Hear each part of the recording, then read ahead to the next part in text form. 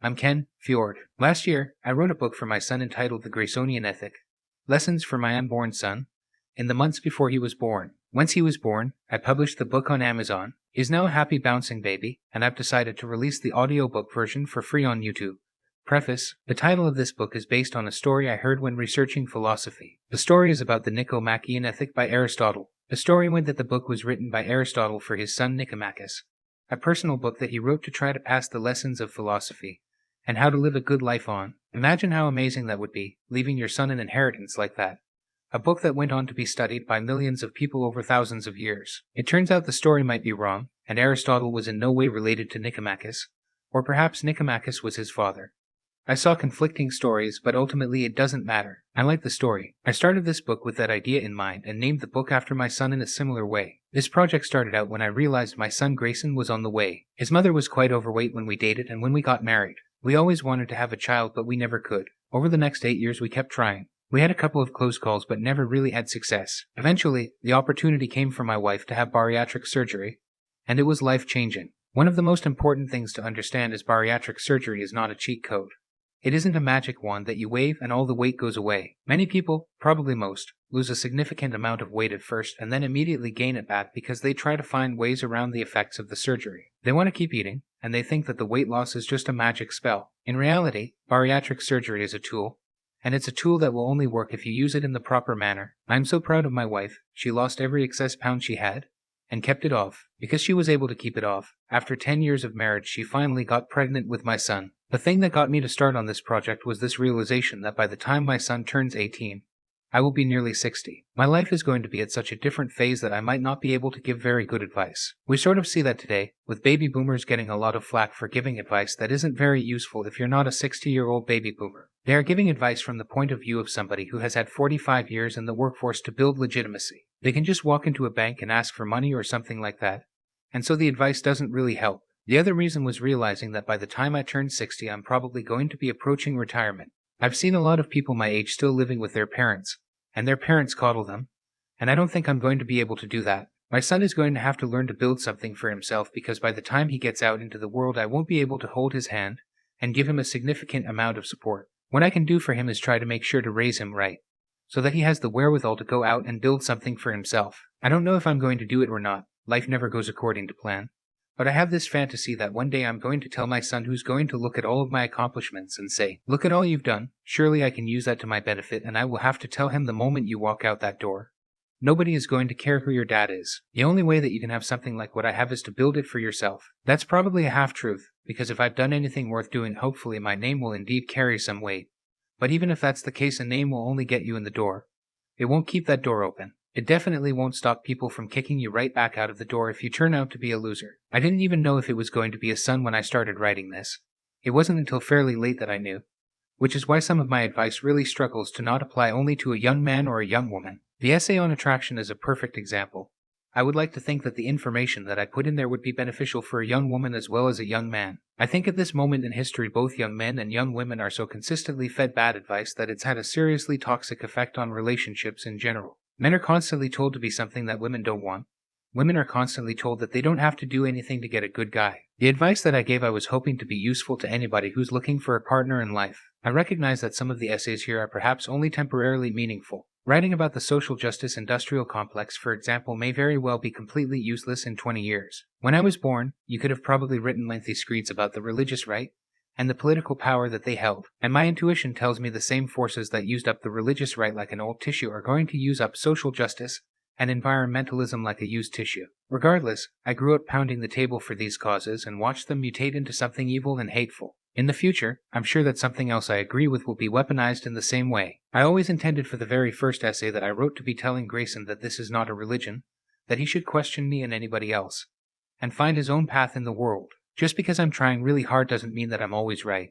And so I felt it was very important to say very early on not to take what I say as the word of God. Even if I'm right today, tomorrow could be a completely different world. As I write this introduction, 1.5 years ago the world had practically never heard of the novel coronavirus COVID-19. The entire world has changed, and I don't know if things are ever going to be the same again. It's a tragedy. We've given up too much. If you told me about the world we would be living in today just 1.5 short years ago, most people would tell you you're insane or a conspiracy theorist. In fact, The same governments that have instituted these horrific policies said the same thing at the time. I'm hoping that the underlying themes remain meaningful despite whatever comes down the road. With my day job and everything that's been going on, time has been moving so fast. I'm told that once you have kids it starts to move even faster. That's why I feel it's important to try to get these things down in the quiet times, before the baby is born. One thing I chuckle about is the idea that someday Grayson will say something along the lines of "I was never wanted. I was a mistake," because of all the steps that it's taken for him to come to exist. His birth is a miracle caused by another miracle, which was his mother beating the odds and being as successful with bariatric surgery as it is humanly possible to be. As soon as she had done that, the first thing that we were discussing was trying to have kids again. We had to remove her birth control, and we specifically knew when we were going to start trying. In terms of babies, I'm not sure that there are many other kids on Earth who are more wanted than little Grayson. One of the articles I made sure to write early was how to reproduce miracles, because her miracle mirrored a miracle that I had produced, where I went from being incredibly overweight to the point that I was breaking chairs to being a long-distance cyclist in my spare time. Miracles like that don't come by accident. If I can pass on how to make those miracles happen, that to me would be miraculous. I follow several philosophers, and in this day and age we are living in an incredible time. There are a lot of bad things out there. Governments are becoming more totalitarian by the day. Fundamental human rights are being annihilated. Good ideas are being turned into movements filled with hate, and bad ideas are taking shape and being implemented all around the world.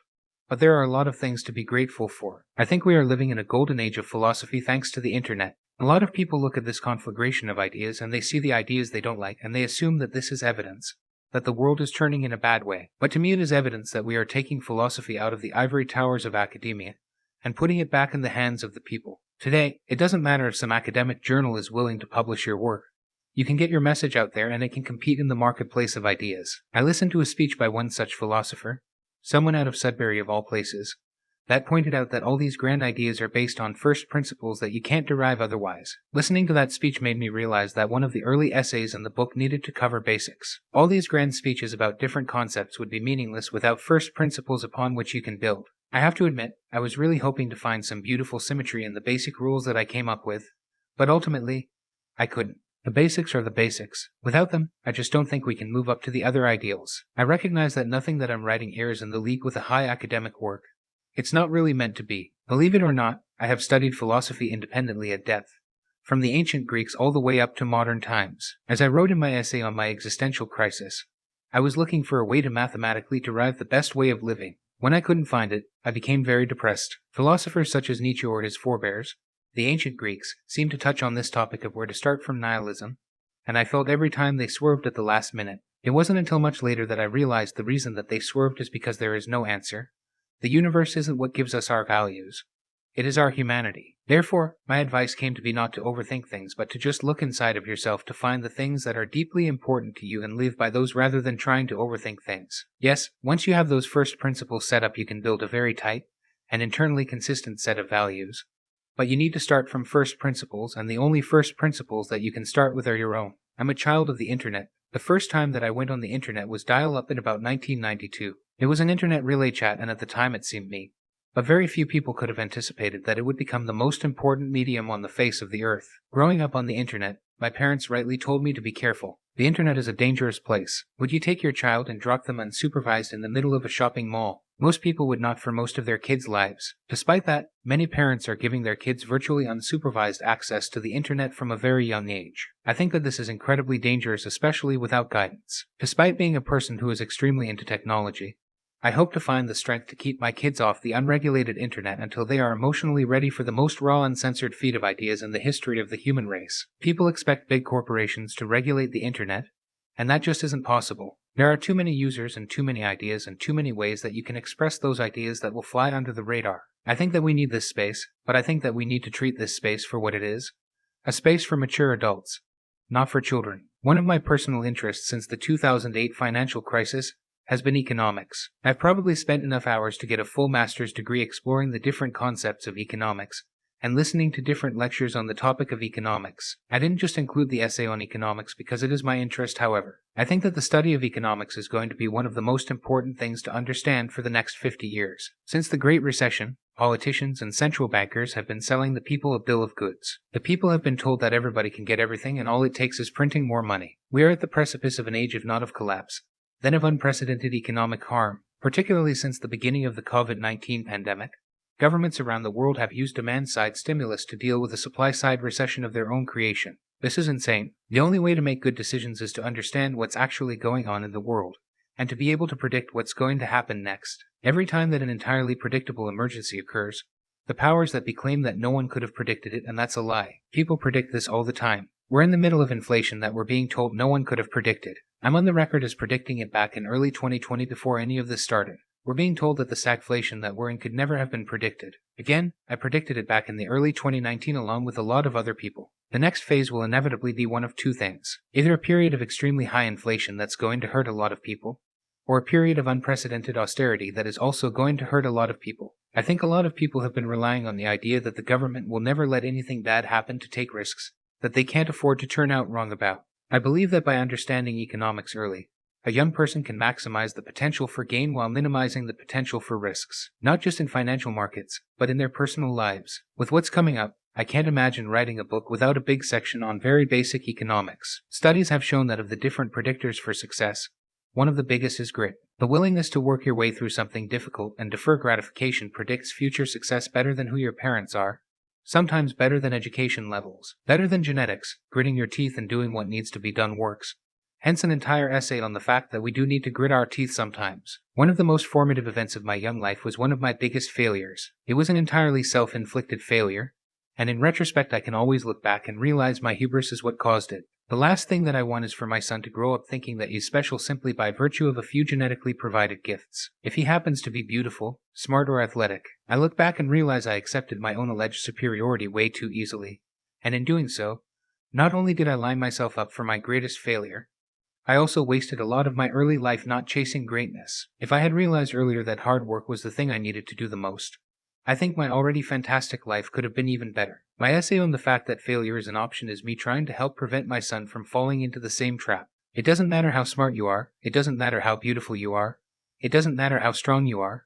What matters is what you do with your God-given gifts. You absolutely can fail, society will eventually allow you to fail, and it sucks. The greatest injustice that we can commit against our children is telling them that they can't possibly fail. At this moment in time, a very popular speaker is Jordan Peterson. One of the things he talks about is the fact that the world needs both progressives and conservatives. Our birthright is an incredible bounty of philosophy, thought, systems of government, and so many other things that are so good at making our lives amazing that we don't even realize that they're doing it. For that reason, we need to be conservative to maintain the things that we have that are already good. On the other hand, those same systems aren't perfect. Even if they were perfect at another point in time, the world changes. For that reason, we need to be progressive as well. A lot of people think that we can go back to the 1970s where everyone had a factory job. First, those times weren't necessarily as wonderful as everyone remembers. There's a reason why people aren't rushing out to go work on farms and in factories, and would prefer to somehow make their living on YouTube. Second, they're not coming back. The world isn't the same as it was back then. In a lot of ways, it's a good thing.